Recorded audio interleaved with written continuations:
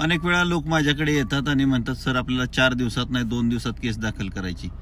मी त्यांना म्हणतो नो, आमच्याकडे तसं प्रयोजन नाही. कारण निशाणी एकचा ड्राफ्ट हा अतिशय सुंदर बनवावा लागतो.